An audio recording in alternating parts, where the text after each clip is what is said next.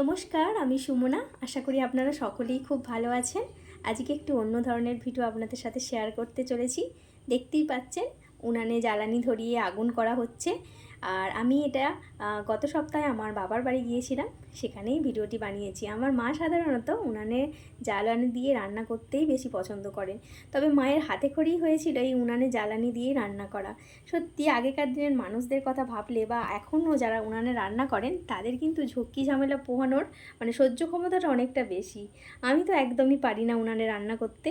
আর মা যেহেতু তাল ফুরুলি ভাজবে বলছিল, আমি বলেছিলাম গ্যাসে করতে, মা বললো না চলো উনানেই করি। আমরা যেহেতু চাষিবাসি বাড়ি, তো জ্বালানির অভাব তো হয় না। মা বললো চলো উনানেই আমি জ্বালানি ধরিয়ে দিচ্ছি, তুই খালি ফুরুলিগুলো একটা একটা করে তেলে ছেড়ে দিবি। তো সেই কাজটাই আমি করছিলাম, আর মা এদিকে জ্বালানিটা সামলাচ্ছিল। আমি না উনানে রান্না একদমই করতে পারি না। উনানে জাল দিলে খুন্তি নাড়তে ভুলে যায়, আবার খুন্তি নাড়লে উনানে জাল দিতে ভুলে যায়। তো এটা আমার একটা খারাপ গুণ বলতে পারেন। আর সাধারণত এখনকার দিনের কোনো মেয়েই উনানে রান্না করতে অভ্যস্ত নয়, বা তারা পছন্দও করেন না।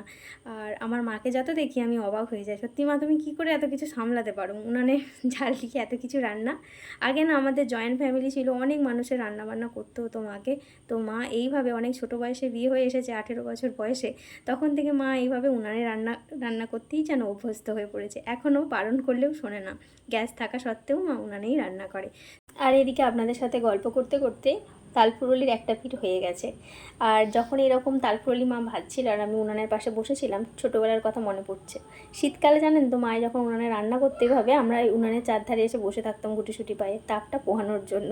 সেই সময়গুলোই সত্যি একটা অন্য রকম স্মৃতি বলতে পারেন। আর এদিকে তেলটা এতটাই তেতে গেছে, মা আবার জ্বালানিগুলোই যে বের করে নিচ্ছে। তো আমাদের রাতের খাবার এটাই ছিল, এগুলো তৈরি হয়ে গিয়েছিল, আপনাদের সাথে সেগুলোই শেয়ার করলাম। সকলে ভালো থাকবেন, সুস্থ থাকবেন, দেখা হবে অন্য কোনো একটি ভিডিওর সাথে।